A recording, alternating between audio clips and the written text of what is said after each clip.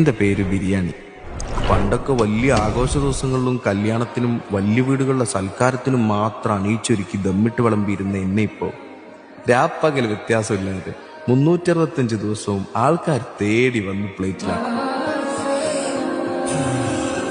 അവർക്ക് സന്തോഷം വന്നാലും സങ്കടം വന്നാലും ഇനിയൊന്നും വന്നില്ലെങ്കിലും എന്നെ ഇങ്ങനെ കുഴച്ച് കുഴച്ച് ഇച്ചിരി തൈരും കൂട്ടി ലേശം മസാല മിക്സ് ചെയ്ത് ഇതാ ഇങ്ങനെ കണ്ണും പൂട്ടി അങ്ങ് സേവിക്കും.